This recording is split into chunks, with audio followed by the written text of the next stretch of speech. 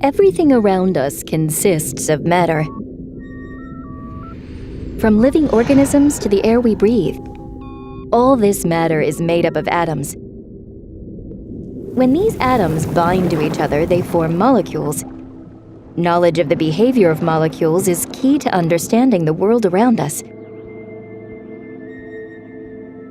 By using a technique called nuclear magnetic resonance, or NMR for short, we're able to see these molecules, zoom in on their smallest details, and observe how they behave and interact in all kinds of matter.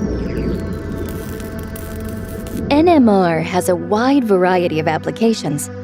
It's very valuable in cancer research, where it is used in the development of smart delivery systems for drugs. NMR can even help us to understand the molecular basis of photosynthesis in plants and algae, thus making it possible for us to know which crop strains are best suited for different environments.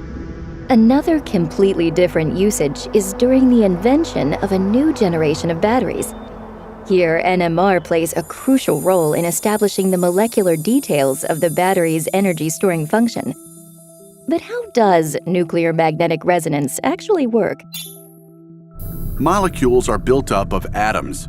When molecules are placed in a strong magnetic field, the nucleus of some atoms will start to behave like a small magnet.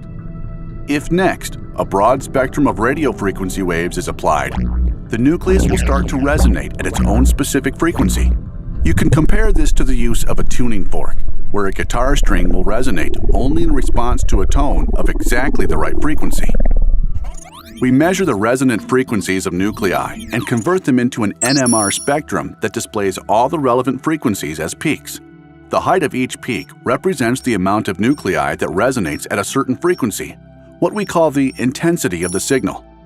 The more resonating nuclei, the higher the intensity, similar to the louder sound of 10 guitars as opposed to 1. The value of the frequency at which a nucleus resonates, in other words, the tone, gives us information about the surroundings of the atom in question, such as its neighboring atoms and their relative position.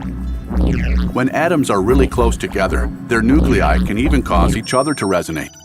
By measuring these so-called cross peaks, we can determine the three-dimensional structure of molecules and observe how molecules move. By using ever stronger magnets, we can study more complex molecules in more and more detail. Ultimately, this will provide us with answers to some of today's vital questions. How can we ensure that drugs are only active in the specific areas of the body?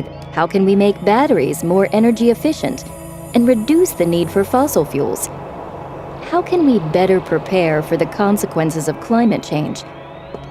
To achieve all this, 5 Dutch universities have joined forces with the private-public partnership COAST to install a brand new 22 Tesla magnet at Utrecht University. This mega magnet represents a huge step forward in the attempt to find detailed answers to open questions that are all important for our future.